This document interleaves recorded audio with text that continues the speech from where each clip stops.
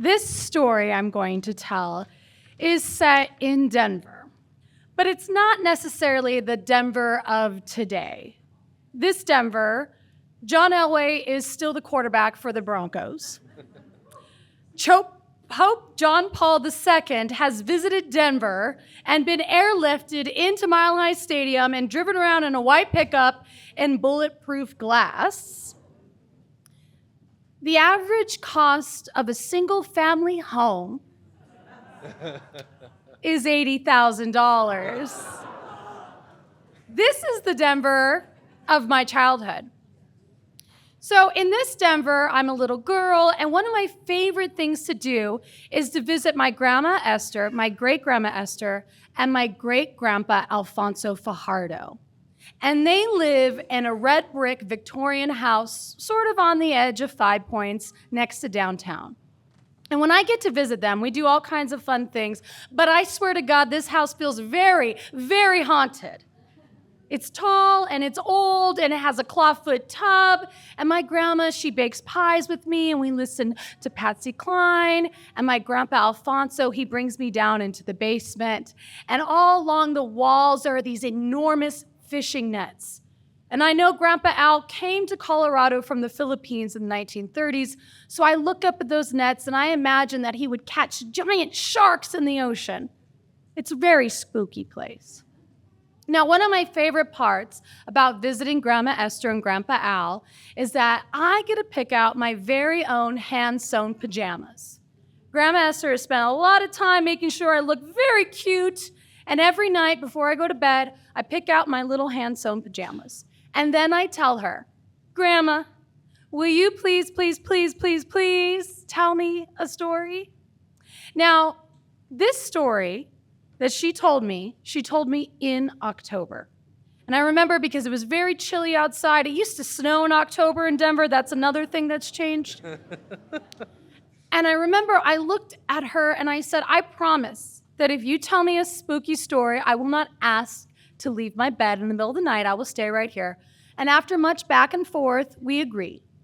And so this is the story that my Grandma Esther told me. So long ago, but not so long ago that no one alive today does not remember the original telling. My great-grandmother's mother, Sarah Lopez, was a little girl. And while her family moved all throughout southern Colorado and northern New Mexico, this story takes place in Delta, Colorado. And in Delta, Colorado, Sarah Lopez and her mother and her father and her little sister, they lived together in an adobe home.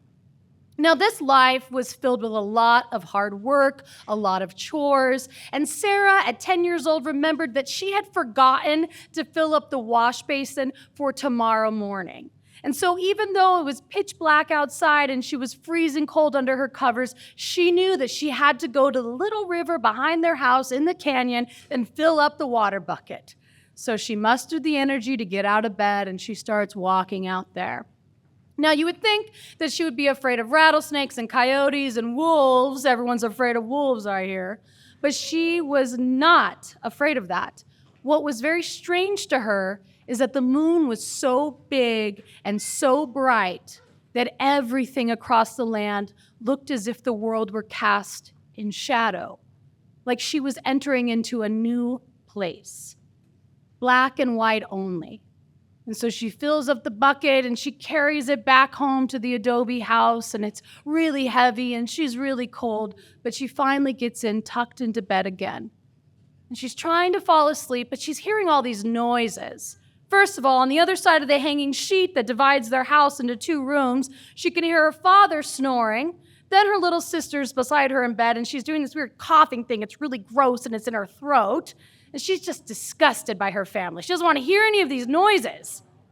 And then suddenly, she hears another noise. It sounds like metal being dragged across the floor, like a heavy, heavy chain, and it's being pulled and pulled. And Sarah decides it's time to investigate. So she peels the covers down from her eyes, and she looks out at the room. And she's relieved, because all she can see is moonlight coming in through the shutters in slanted stripes, black and white, black and white. This seemed very calm to Sarah, so she kept looking and she kept looking, but suddenly the stripes begin to tilt. And that's when she hears the noise one more time. The scraping sound, the scraping, like a giant chain and a giant ball is being pulled over the floor. And Sarah realizes that she's not looking at the moonlight through the shutters. There is literally a man in a prison uniform standing right before her in her bedroom. She stares at him and she goes to scream as any smart child would do to alert her parents, please save my life, please save my life. But nothing comes out. And Sarah is frozen in fear. And she's looking at this gaunt man, and his eyes are burning wild. And he comes closer, and just when she thinks he's about to swoop in and take her away, he leans down, and she realizes that the scraping sound is a heavy ball and chain across his leg. Obviously, this is an escaped prisoner, and he's inside her home. He leans down to Sarah, and he gets really close to her ear, and he whispers, I can't find her. And at that, Sarah really does scream. She's no longer frozen in fear. She gets the hell up. She's out of bed. She rolls over and crawls and gets on top of her sister, and she says, wake up, there's a man in our house. And then, as soon as she says it, he looks right at the girls, and you know what he does? He walks through the adobe wall. Now the sisters run outside and they look out, and everything they can see is nothing. All they can see is the moonlight upon the land. All they can see is the cactus and the rocks and the trees and the river and the canyon, and there is no sight of this man anywhere. Now, obviously, when my great-grandma told me this part of the story, I was terrified and not going to sleep alone. So she tells me that there is a second part to this story, a bookend, if you will. Many years later, when Sarah Lopez was an old woman, she heard a story about that adobe home in Delta. There was a man who lived in that home even before Colorado was a state. And he, in a one night, in a drunken rage, had murdered his wife. He bludgeoned her to death.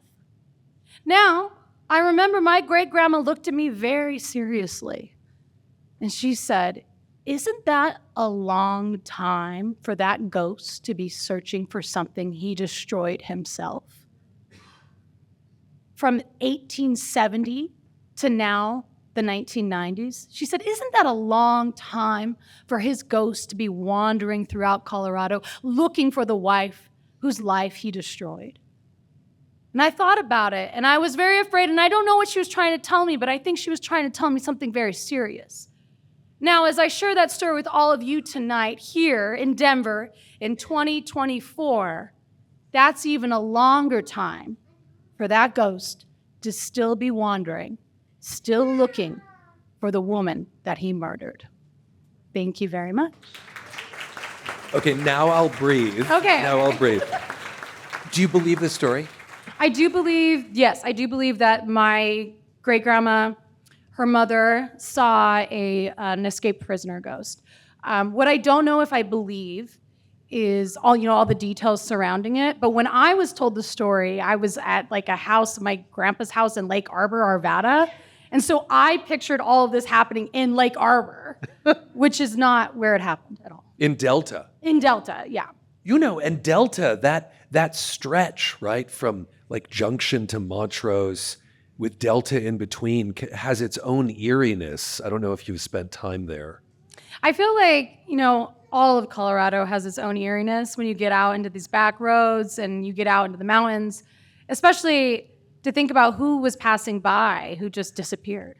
They just vanished into time. I'm jealous, I realize, that you knew your great-grandmother.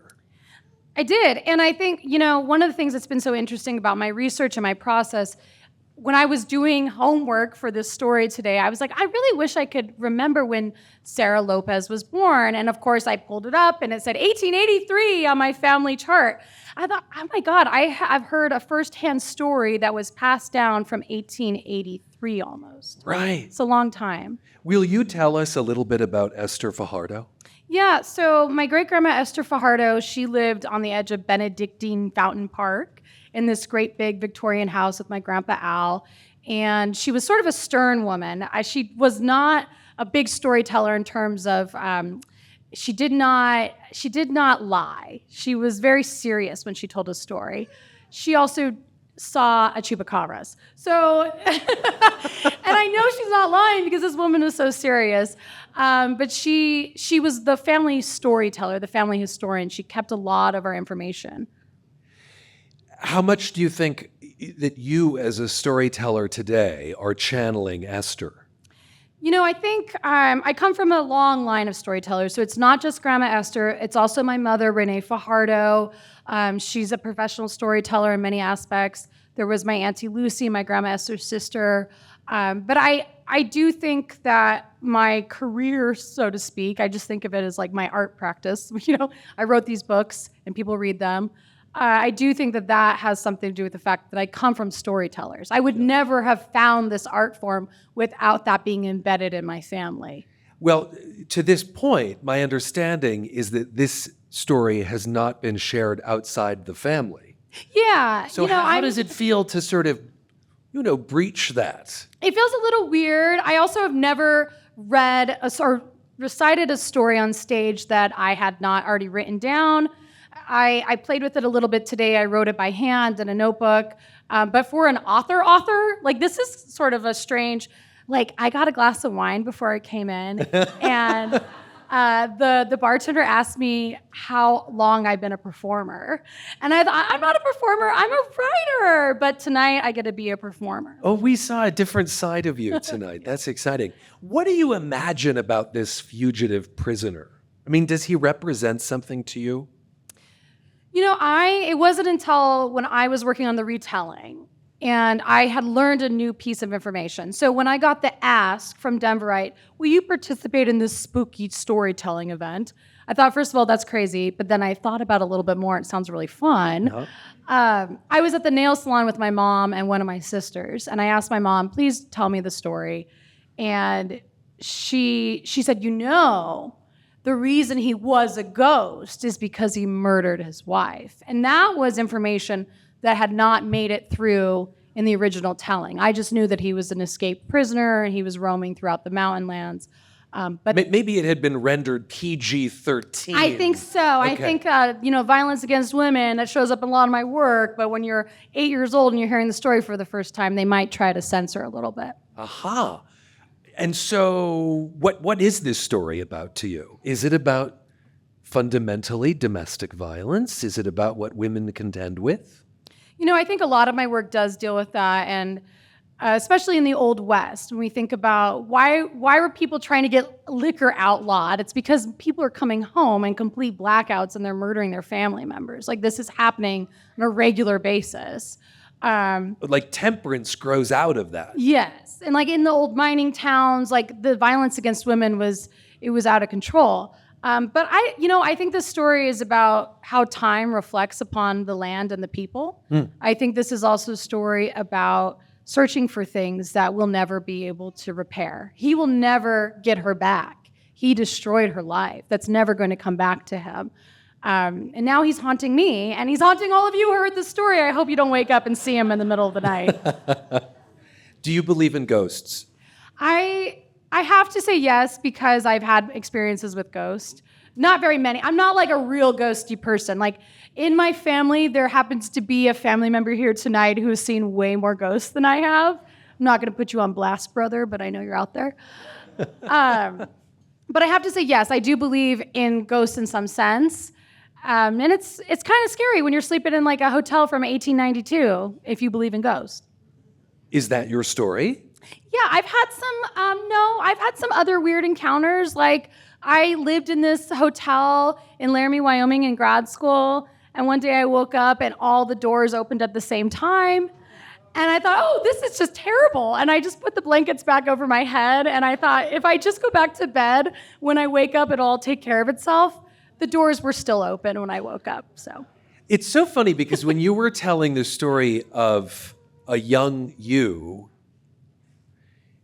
no, it's wait. I'm trying to think of all the characters. I know. It's so generational. I did a fiction thing. Yeah, exactly. But I was thinking about the scene of the child Sarah. enveloping themselves to protect themselves. And I remember as a kid, somehow, if no part of me was sticking out of the sheet, I was safe. Yes. But what I love to know is that in adulthood, you still felt that was true, Kali. Yes. I was very hungover. Okay. So, I also didn't have a lot of energy. When you die, do you hope to become a ghost? What? No. What kind of question is that? No, hell no. You guys need to do whatever you can to get me out of Denver when I die. You don't want to be I don't want to be stuck in this mortal realm. Like shambling No. down Colfax. No. I'll be on the 15 with you. Aww. I think that's the perfect note to end on. Thank you so much. All right, thank you, Ryan. Thank you so much.